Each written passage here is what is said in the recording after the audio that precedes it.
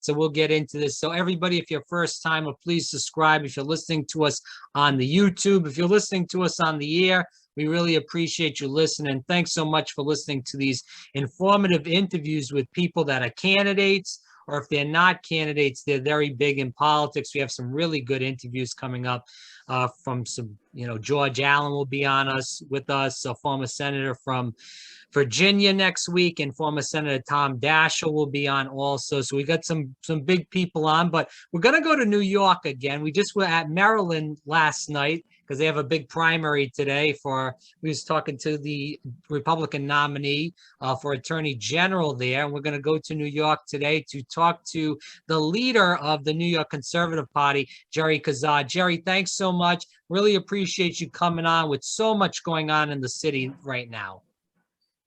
You're welcome. It's not just the city, the state, and unfortunately, a lot of it's bad. I mean, the governor wants to talk about shark attacks on Long Island, but the reality is she should be talking more about the dozens upon dozens of people in New York State that get shot every weekend, or the knifings, or the car thefts, or the muggings. The New York State, and I'm a lifelong New York City resident, born and bred in Brooklyn, live in Brooklyn right now. This is coming to you from Brooklyn. I will tell you this is the worst I've seen it since my youth. It's become scary here. I don't want to suggest that people should not continue to visit New York City, but I think they need to be very careful coming here. And a lot of these problems are due to the ineptitude of the New York State government, the New York City Council, who put in place idiotic laws that go beyond revolving door justice. They basically create a scenario where most criminals understand that it's not even a revolving door. They'll probably find themselves in many cases where the police see no actual value in even arresting them because they know they'll be out as soon as the paperwork is filed. Right. It's crazy. I have good friends that were, I have a friend in Florida that was in the NYPD 35 years.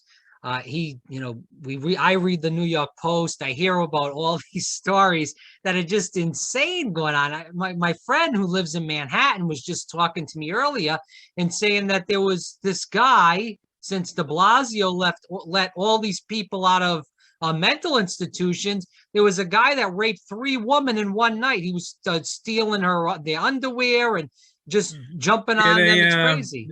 They caught him yesterday.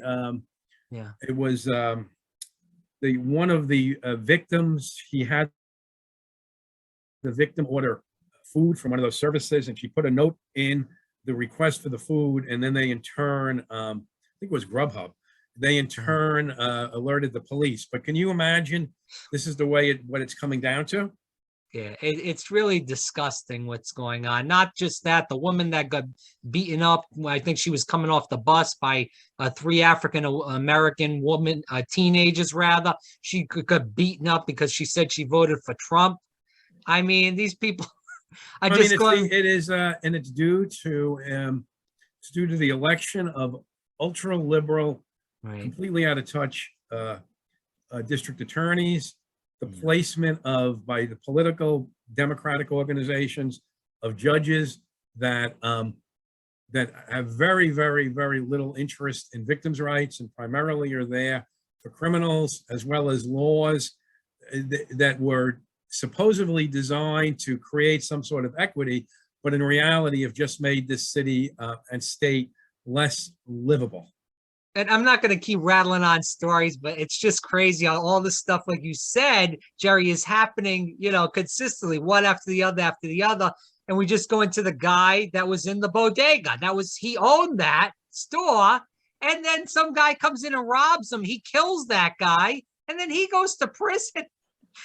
Well, that one is still, he was a worker there. He used to own a bodega. He was a worker there. Well, it doesn't matter. I'm just saying to you that the family was explaining that actually he didn't want to continue to own a bodega because it had become so unsafe. So this was his end result. He decided to work in a bodega, and this came down. I mean, you have a lot of viewers in states that allow for as a defense. You have the right to protect yourselves. New York State does ultimately have that, but it's not as clear as it is in other states. And in this particular case of this crazy Alvin Bragg, who was the Manhattan District Attorney, who basically had told his prosecutors at the beginning of the year that you could shoot and kill a cop, but we will never ever go for a murder one and a life imprisonment. This guy is thinks that he is somehow creating justice, and what he's really doing is he's pummeling the general public. This gentleman is going to get out. He's going to get out eventually, but the fact is he's had to spend money on attorneys. Right. He has been in prison. He's a family guy, and you can't say that ultimately he's going to get out makes this all right. What really needs to happen here is that this man, I hope, understands that he should go and sue Bragg and sue the city and take back a little semblance of equity for himself, considering how inappropriately he's been treated. It is necessary for all of us to cause him to fight back. Jerry, I want to get into this. I was going to start off on a different way in the interview, but we can edit around. But I'll tell you what, I want to get into this because, we saw when Giuliani was the mayor, and also for the most part, Bloomberg, they ruled that city with an iron fist. The city flourished for the most part. Now, I'm not going to say that I agree with everything Bloomberg did, but, for the most part, it was pretty safe. And obviously the same as we did with Giuliani. What would a Republican mayor do to get New York City back on track, create that economic vitality that's needed? Because we saw throughout the pandemic that all these, billionaires left, and they took all their money with them to Florida, to other states. And now the city lost, I believe not even the city, the state lost billions upon billions of dollars due to the pandemic mandates, the mask mandates, the vaccine mandates, and the list goes on and on. So what can a Republican mayor in 2025, if they do get elected and beat Eric Adams, do to get this city back under control? Because it's a cesspool now. Well, it could be, and you're correct. It's not all about crime. It's about a variety of New York City policies that are anti-business. It's about creating an education system that is more concerned about the government running children's lives and allowing the parents to run children's lives. It's about a general disconnect with the majority of New Yorkers who have felt that the city should be supportive of you live in a city for certain services, but New York City creates a gigantic payback for those services, whether it be in taxes, whether it be in control over your life. Basically, you could take a study of the de Blasio 8 years in office and do everything opposite of what he did, and you'd be on a good ground to start. You could definitely encourage the election of district attorneys that are not all about victims' rights. They're not victims' rights, all about criminal rights. You actually need somebody that cares about victims' rights. Mayors in New York City, by the way, appoint the criminal court judges, who are the intake judges. So when you first see a criminal back on the street, it's actually due to the appointments of the mayor. The mayor appoints those judges, the criminal intake judges. So a mayor can do a lot in that area, and the mayor controls the police department and has a gigantic say over education. So what could a mayor do? A mayor could actually start listening to most New Yorkers who are not saying what de Blasio was hearing, or not really doing what Eric Adams is attempting to do, which is very little, by the way. The current mayor talks a good game, but spends a lot more of his time At more nightclubs. of his time not making decisions. And he's at a lot of nightclubs too, Jerry. Say again? He's at a lot of nightclubs too, hanging around. Nightclubs, and he travels a lot. But the thing is that he ran and won on a belief that as a former police captain, he would have better ideas, and as a person who was generally okay with business development in Brooklyn, would be good for jobs. But he's taken on this new role, and we're now 7 months down the track, and very little has changed. Very little has happened. So, we have the election, and it's a long ways away. So, but I want to get into potential candidates because, New York really yearns for someone that, has an iron fist. And we have these mayors, whether it's de Blasio or Adams, that haven't had that iron fist and really have no control over the city. So, are you looking at any candidates, even though it's 4 years down the road? Well, I mean, we are. So there's one in particular, but I don't think he's going to be a name that your audience is going to know. Okay. He's term limited. He's the Republican leader of the New York City Council. His name is Joseph Borelli. He represents part of Staten Island. He was the co-chairperson of President Trump's campaign in New York State both times. And he is a hard-nosed young guy. He's only like 37, 38, but he's hard-nosed, law and order type of guy who knows city government. He's been the Republican leader there, and he's been a councilman for some time. Very young. He used to be in the state legislature, so he has all that experience. I mean, you need somebody who knows how to make the trains run on time, but also knows, what is happening in that train station, why you don't want to get on the train. So he is that type of person, and he would be my first choice my first choice. And he is term limited. I want him to stay around. You got Vito Fossella, the Staten Island borough president, who used to be a member of Congress. He would make an excellent, excellent choice. And then you're going to have some business people. You're going to have like a John Catsimatidis, who is the head of Red Apple Group, a billionaire who has an enormous business presence in the city and understands, what makes businesses work in the city and the nature of employing, as well as, he's a resident here. He's a full-time resident here. He understands how unsafe the city's become. I mean, there are a bunch, and there'll be others that pop up as time goes by. But, to answer your question, I think we will have we will have a number, I shouldn't say many, but we'll have a number of choices. But, part of it has to come down to individuals wanting to take on this task. New York City is a gigantic government that many individuals would find a little difficult to want to agree to take on as the leader. But what about all these woke politics that are being pushed by the left? Is it going to be increasingly hard? We're only in 2022. What's going to happen in 2025? We don't know, but I'm sure the Democrats are going to keep pushing these woke politics down the road. So how is a Republican going to even win that seat or even come close with all this wokeness? It is hard. I mean, New York City, the last two candidates only got like 28%. It is very difficult. Bloomberg spent $100 million to get elected mayor.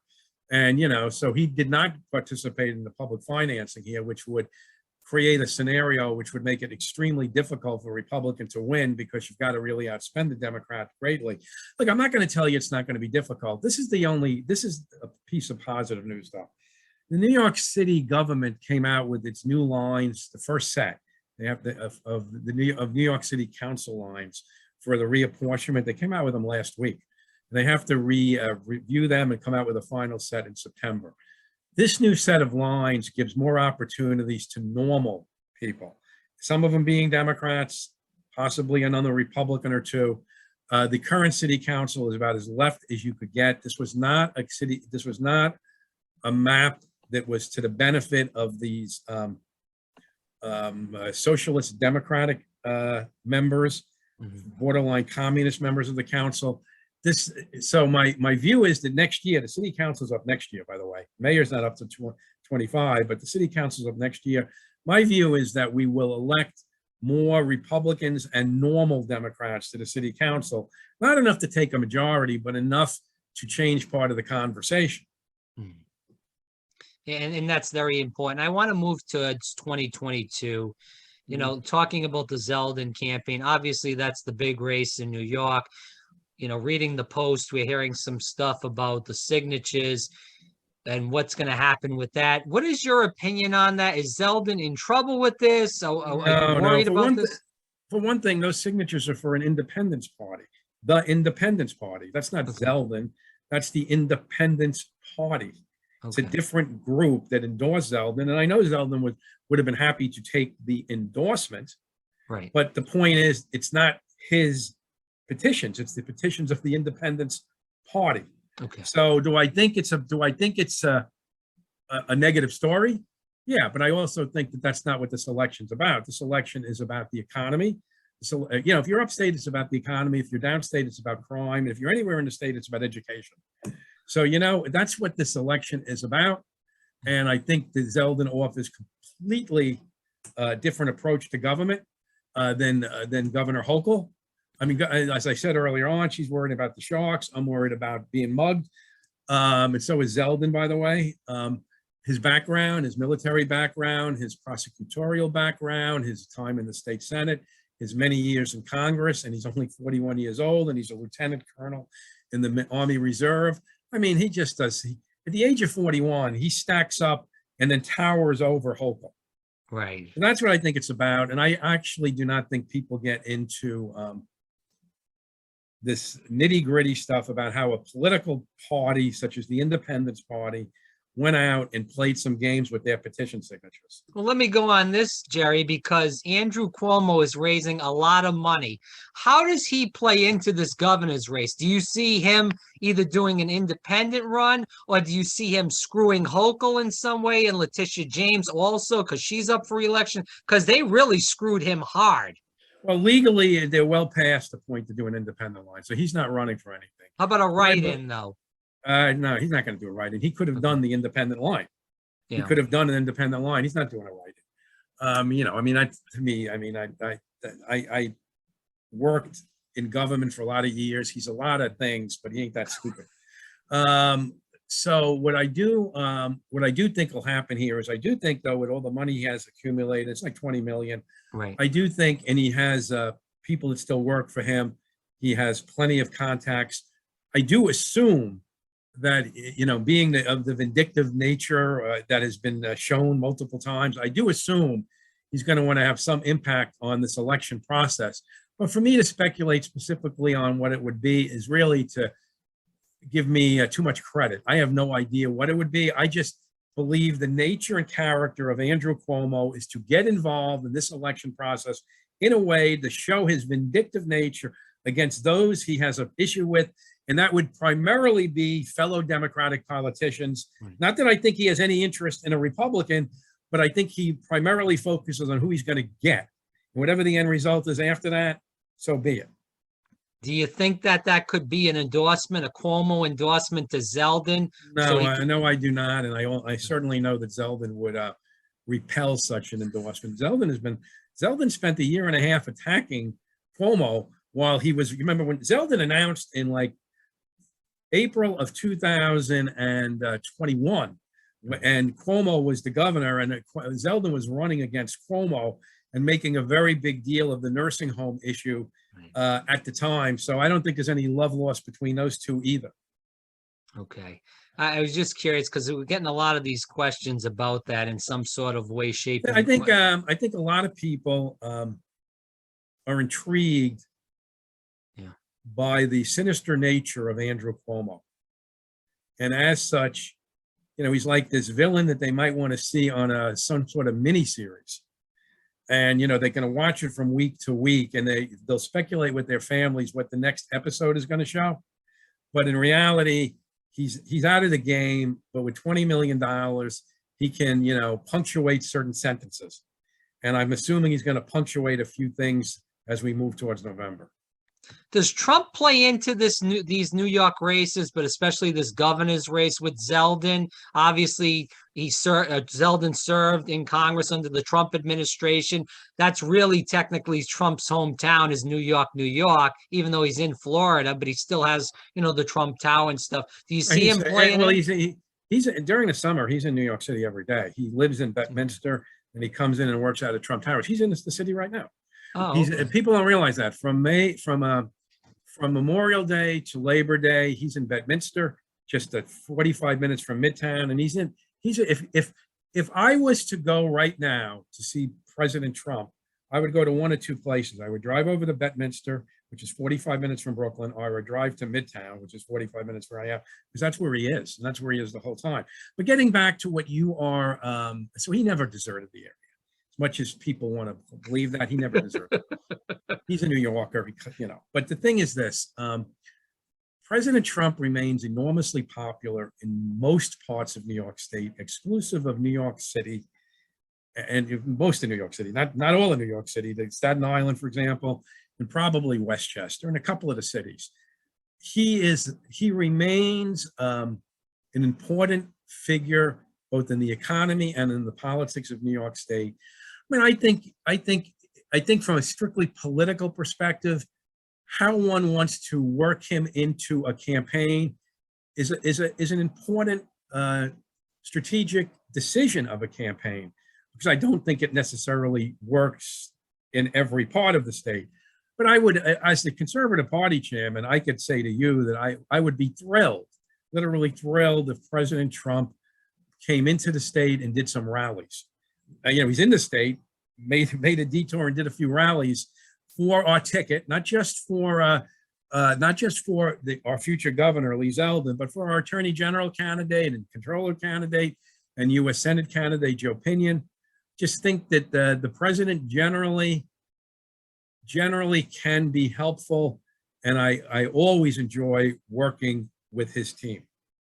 So let me ask you this, Jerry, because we are seeing a lot of Democrats leave the Democratic Party. Most of these working class Democrats that are your FDR, JFK Democrats, and they're on their way out if they haven't left already. Ronald Reagan Democrats too. Right. They didn't leave the Democratic Party. The Democratic Party left them. No, Correct. it's true. It's true. They are the same people they were. The Right. Democratic Party changed, and it changed a lot. It is not made up of it is not made up of blue collar types. It's not made up of the plumber. It's not made up of the firefighter. It is made up of, from a leadership perspective, of people that run from the left to the far left. They are very, very, very good at organizationally turning out voters in primaries to keep them in power.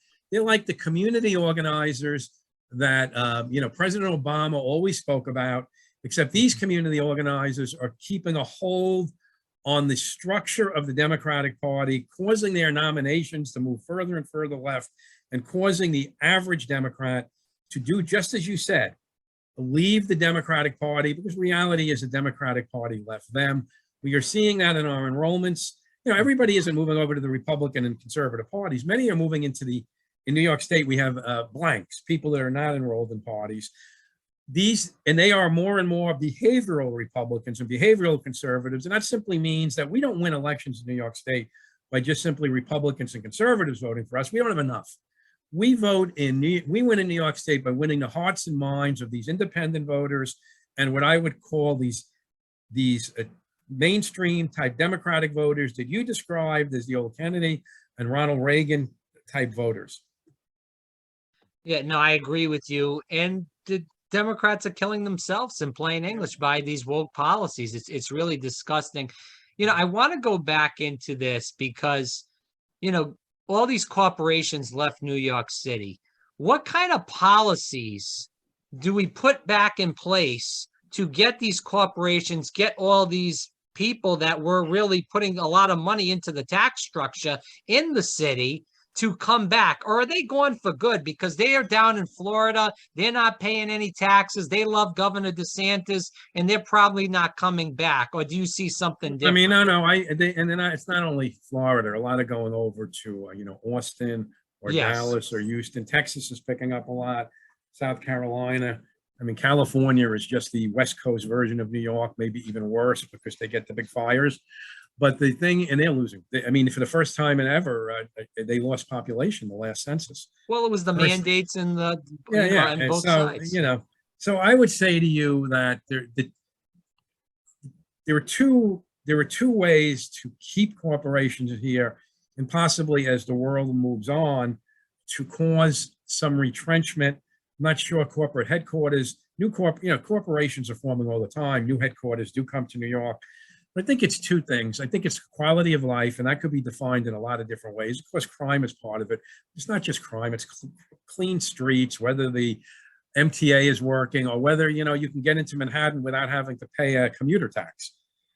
Then it is taxes. It's taxes on the individual. It's taxes on the corporations. It's the transfer taxes on the stocks and the additional regulations we have on the insurance companies. Remember, New York in the old economy, when you didn't have everything really working over, like the internet or some sort of method that does not require brick and mortar, New York was a natural place because it was always better to conglomerate. Now, New York State has, no one has a real reason to say that the financial headquarters of the world is going to be New York City.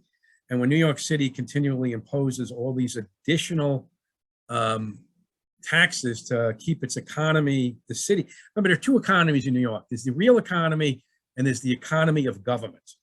New York City feeds the economy of government by destroying the economy of the city. And they do that by overtaxing, overregulating all these industries. Well, the publishing industry is an example. The insurance industry is an example. The banking industry is an example. The finance industry is an example. These are overregulated and overtaxed, and they have no reason to cause a person that's living in Greenwich, Connecticut, not that Connecticut's so hot, but living in Greenwich, Connecticut, or somewhere in Jersey, to want to travel into the city again. So I think it's going to take a lot of it's going to take a real flipping. But like I said, mergers, new companies, IPOs, they're happening all the time. And if New York City does reinvent itself better than most places. So, I mean, we saw ourselves reinvent ourselves after 9/11. We saw ourselves reinvent ourselves to some degree after the pandemic, after the storms back in the those big storms we had here. So we do reinvent ourselves, and I'm not planning to move, to be quite honest with you. Jerry, but it's still, the question is, though, and we just went through this, but I'm going to bring it back to you because I want to see what your answer is.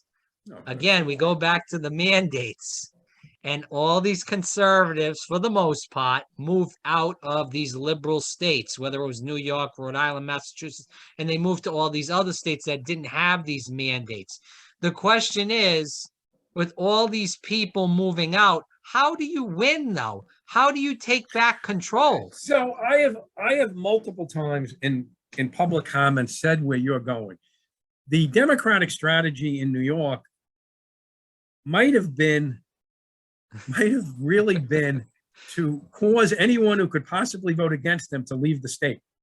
The only problem is that will eventually cause everybody who supports them to leave the state too, because there'll be no state left. I mean, you see that, you kind of see that with other places where you saw like a Detroit, things like that. We haven't come that far yet. We really have not come that far yet. And there are many immigrants still moving into the New York area. Now, the first response tends to be, well, yeah, but are they just voting for the welfare state? Are they going to vote? No, they're not. They do. It is important that the education system here, teach the civics, which they do not, and the values of Americanism as versus, CRT. But let me say this to you. If it's a Ukrainian family moving in, or a Russian family moving in, or an Asian family coming in from, I could tell you, Hong Kong or mainland China or Taiwan, they can easily be counted within the possibility of voting our way, simply because of the hardworking traditional values that are espoused by those communities.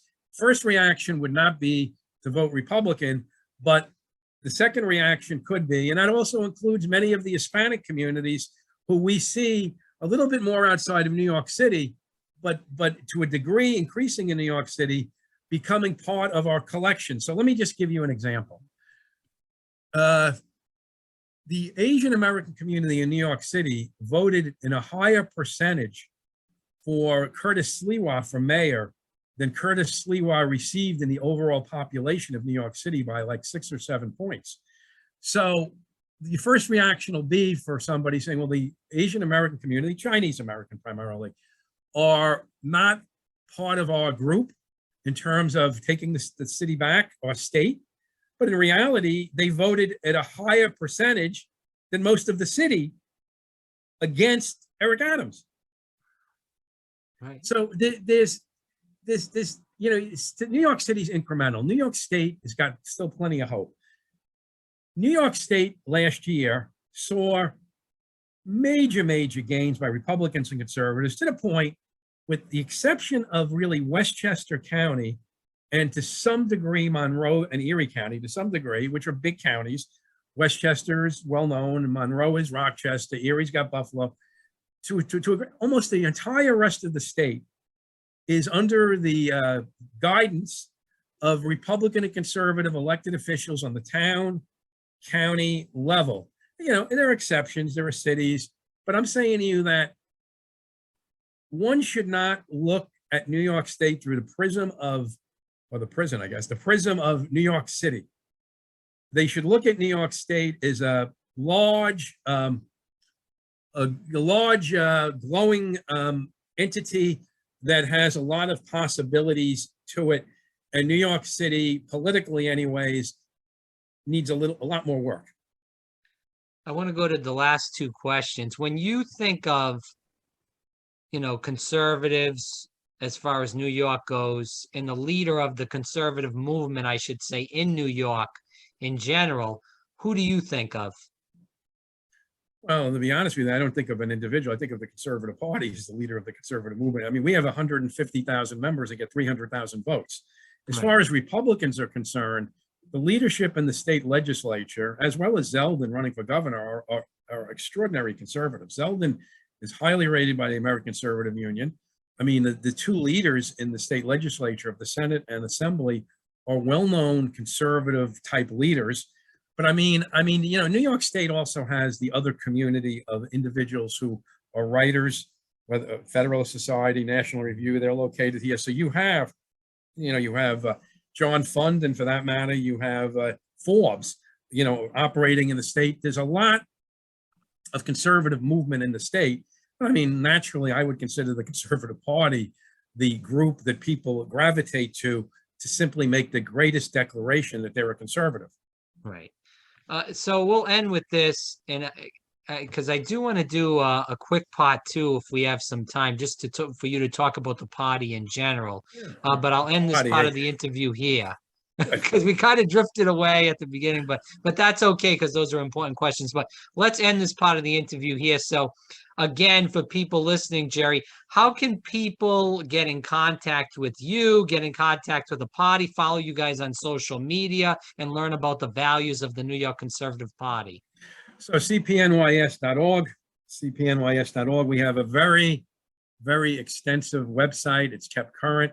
You can follow us on Twitter. You can follow us on Facebook. You can follow us on Instagram. You can call this office, and there's a good chance you'll get me. I mean, you know, I'm always available. Our number here is 718-921-2158, 718-921-2158. When you go on our website, at the bottom, if you click certain area things, you will find that all our party leaders on a county level in the state are on there with their phone numbers and email addresses. So you have multiple ways of reaching us, just like any political party. And we look forward to that sort of contact. Again, Jerry Kassar, definitely check him out in New York Conservative Party. I know we have a lot of listeners from New York City, so, you know, some may agree with Jerry, some may not. But I think in America, at least we still have a little bit of freedom left, not much, but we should be, you know, going back and forth with each other in a calm, civilized manner and, you know, discussing these ideas. So, Jerry, I appreciate you coming on and talking to our viewers and listeners about these issues. Very welcome. Very welcome. Thank you.